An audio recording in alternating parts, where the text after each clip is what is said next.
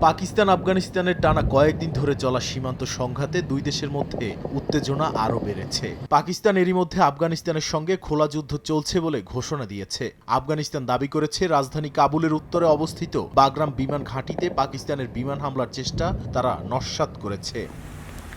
পারওয়ান প্রদেশের পুলিশ জানায় ভোরের দিকে পাকিস্তানের কয়েকটি যুদ্ধবিমান আফগান আকাশসীমায় ঢুকে বাগরাম ঘাঁটিতে বোমা হামলার চেষ্টা চালায়। আফগান বাহিনী রুশ নির্মিত জেট ইউ-23 অ্যান্টি এয়ারক্রাফট গান ও ক্ষেপণাস্ত্র প্রতিরক্ষা ব্যবস্থার মাধ্যমে পাল্টা জবাব দিয়ে হামলা প্রতিহত করে বলে দাবি করা হয়। হতাহত বা বড় কোনো ধরনের ক্ষয়ক্ষতির খবরও পাওয়া যায়নি।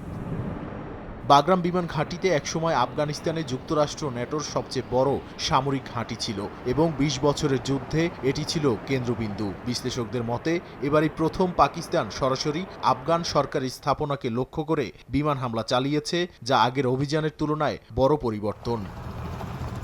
সংঘাতের সূত্রপাত হয় যখন আফগানিস্তানের তালেবান শাসক গোষ্ঠী পাকিস্তানের ভেতরে লক্ষ্যবস্তুতে হামলার জবাবে সীমান্তে পাল্টা আঘাত হানে। ইসলামাবাদ অভিযোগ করে আফগানিস্তান তেহরিক-ই-তালিবান পাকিস্তান বা টিটিপিকে আশ্রয় দিচ্ছে, যারা পাকিস্তানের ভেতরে সশস্ত্র হামলা চালাচ্ছে। কাবুল এই অভিযোগ অস্বীকার করে।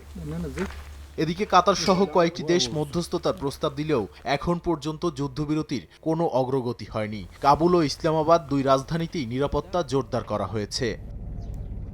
নাদিম মারজান, সময় সংবাদ।